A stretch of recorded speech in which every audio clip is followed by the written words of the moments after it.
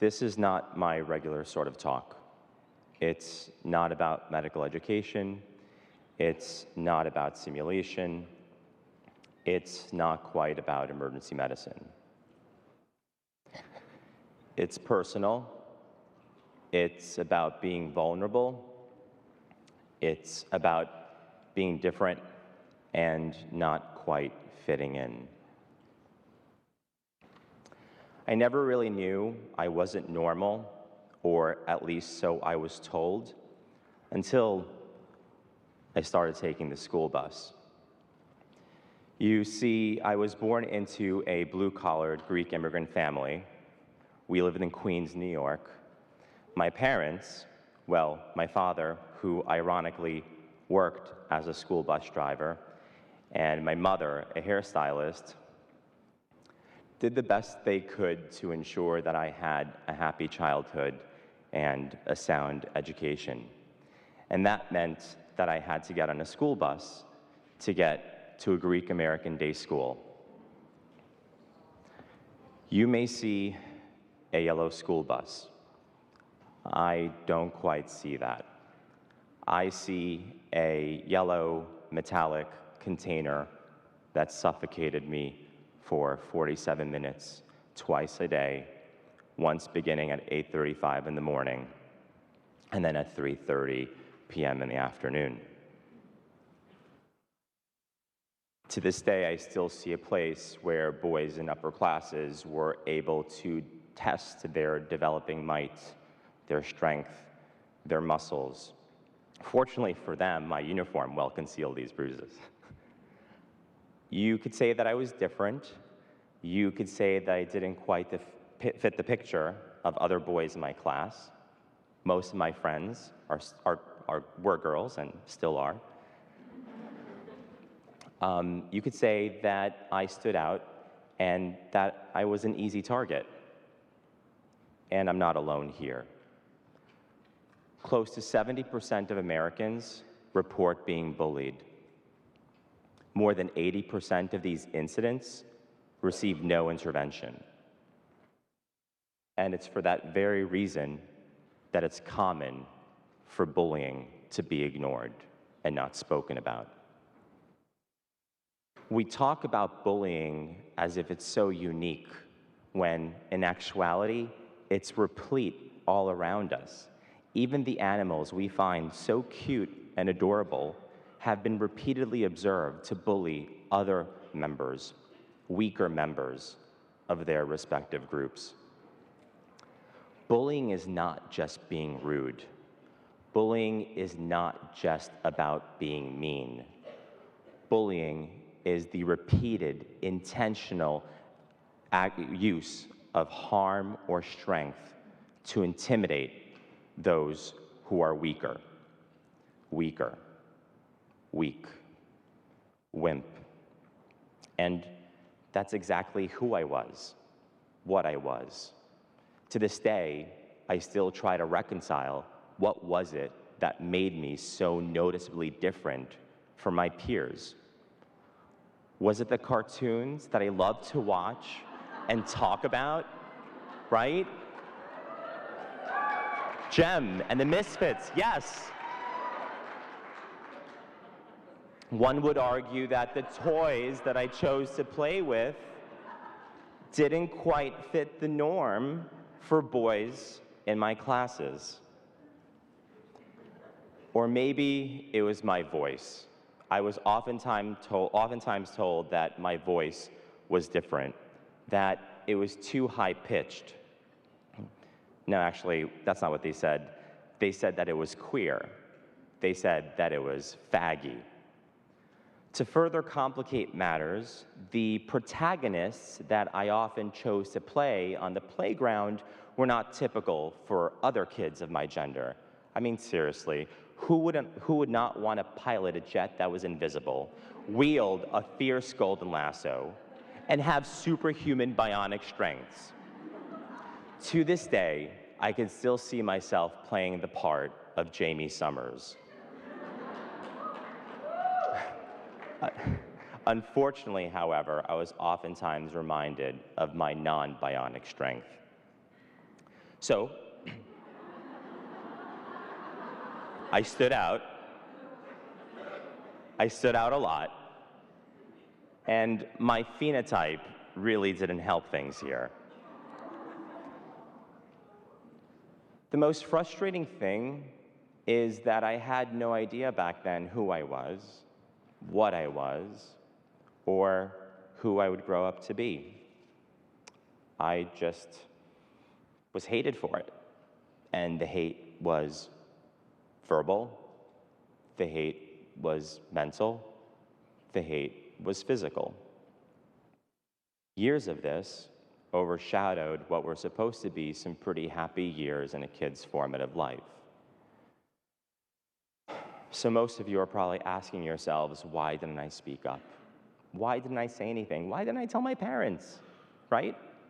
Well, like I shared before, I grew up in a Greek household where the Greek language was commonly spoken, most oftenly spoken. One word that was thrown around quite frequently was this word. For those of you that don't read Greek, this is a powerful word. It's an ugly word, so often used in our culture to describe the worst possible people in the worst possible way. A word used with such disdain, a hateful word. A word that can be translated into almost every modern language. So you can imagine how it would be, I don't know, uncomfortable to tell your family that kids were calling you this name. So I decided to keep this to myself. I decided to keep this inside, internalized, and keep it silent. It so happens that long-standing bullying has some pretty gnarly effects on one's internal milieu, from lasting changes on the brain, to stress regulation and cortisol levels, to inflammation. CRP levels can remain elevated for up to a decade after a bullying incident. Who would have thunk? These sequelae arrived around the first decade of life. They were undesirable. From the anxiety that suffocated me, squeezed my lungs, made it difficult to breathe, to the gnawing pain in my abdomen from my peptic ulcer that prompted so many doctor's visits, I adopted a different survival tactic, one of silence and one of hiding. Ironically, the first decade of life brought an additional identity. With the astigmatism came thick, nerdy, unattractive glasses. Remember, this is the late 80s, early 90s. Coupled with a love for learning, coupled with a love for school, it was easy for me to scaffold a new identity for myself, one that would shadow the palpable homophobia. I was more comfortable with being called nerd, dork, Copernicus, Steve Urkel, than the alternative for being bullying. It was easier that way. And I even made it my own personal mission to become my own version of a nerdy superhero, a real-day superhero, one who could help, one who could heal, one who could make people happy. Adolescents who are bullied are 5 times more likely to be depressed. They are 4 times more likely to consider suicide. They are 3 times more likely to attempt suicide.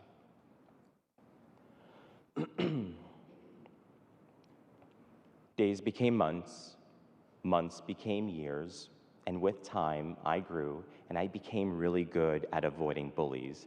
It was like this video game, right? And I became really good at avoiding it. Crossing the street, maybe taking a later, public bus. It was awesome. That is, until I confronted my most formidable bully. This bully was family. This bully lived in my house. This bully, I thought, would love me unconditionally. People talk about coming out of this proverbial closet. I quite didn't have that choice.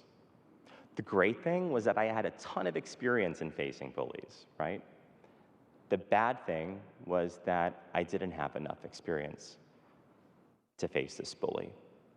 The worst thing is that I could not escape this bully. For the first time, it was my heart, it was my soul that was experiencing the blows, and not so much my extremities and abdomen.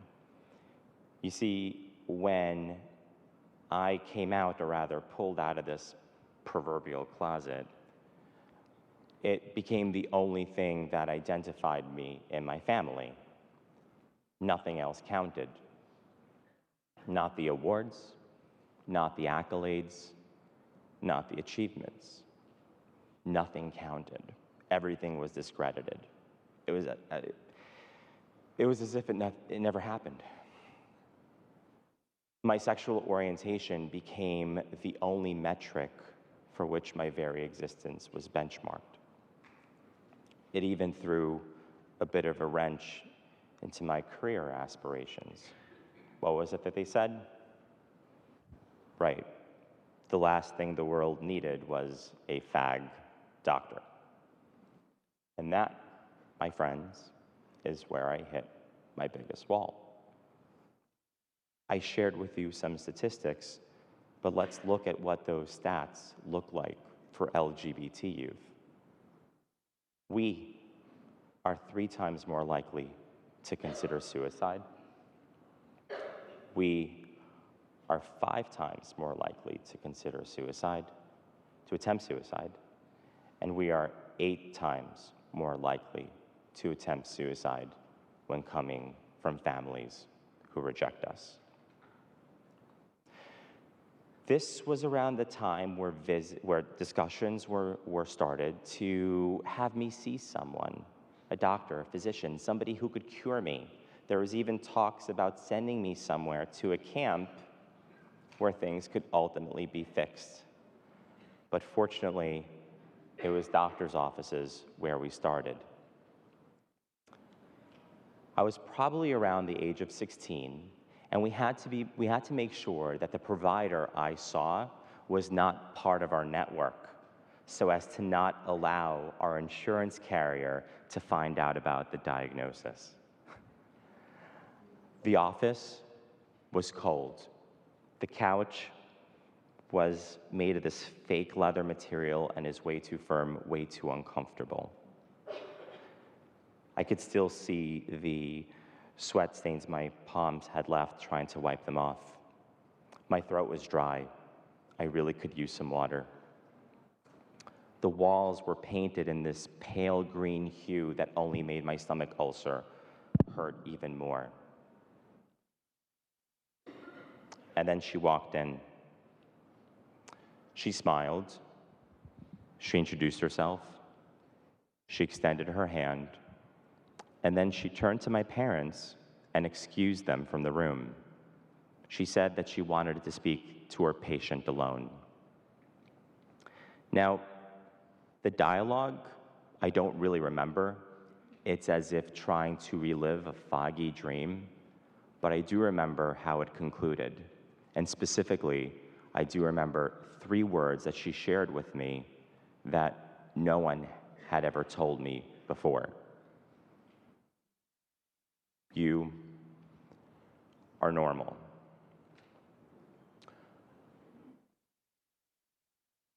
She said, it seems like you're going to have a really tough road ahead of you, but you're going to get through this.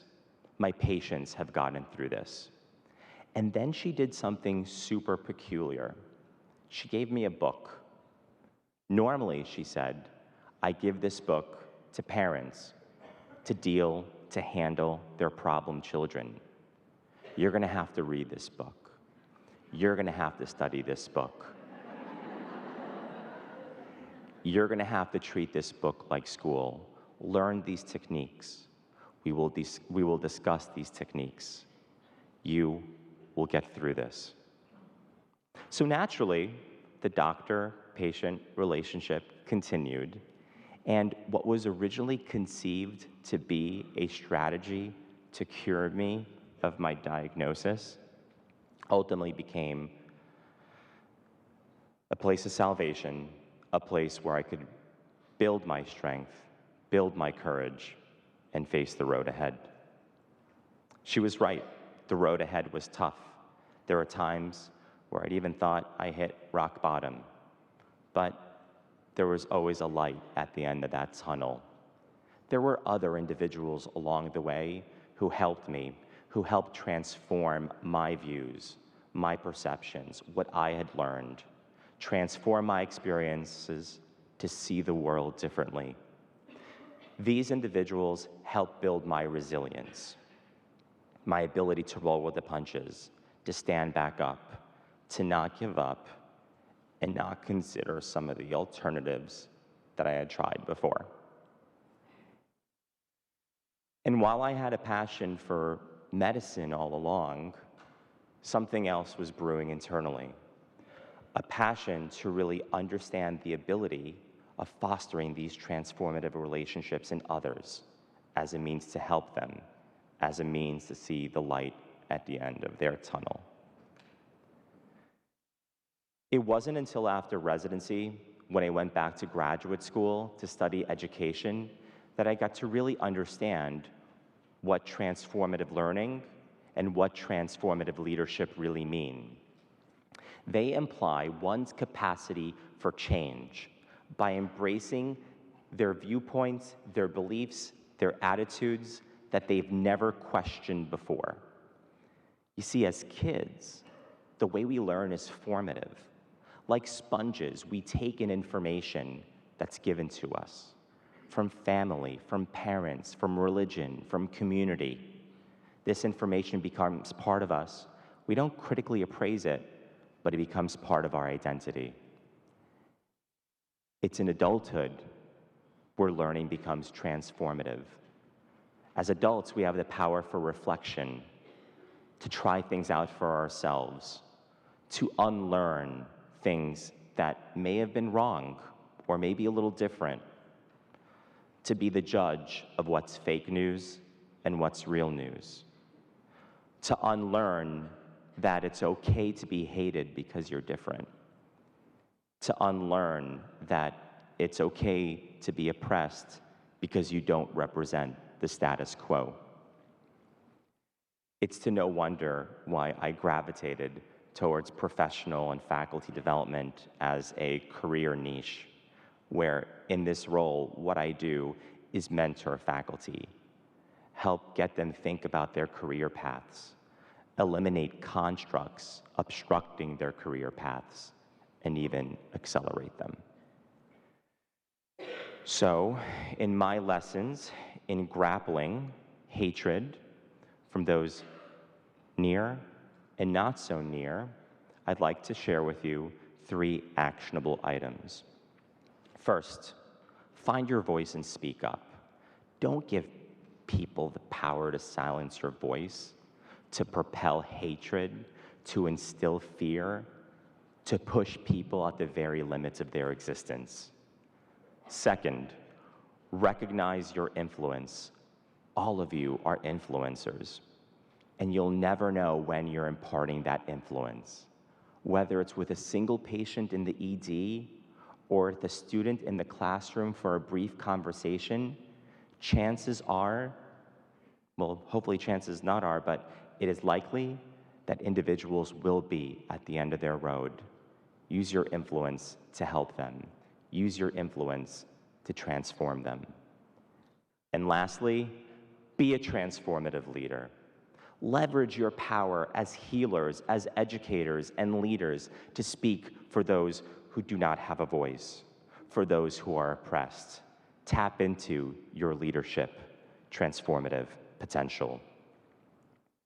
In the end, we will remember not the words of our enemies, but the silence of our friends. So friends, I ask you, stand up, speak up, stop bullying, And let's fight for those that are weaker, that don't have a voice yet, that are oppressed, that are marginalized. I'd like to end my talk with this. I have been, I am, and will always be he for she. Because throughout my entire journey, she has been for me. Thank you.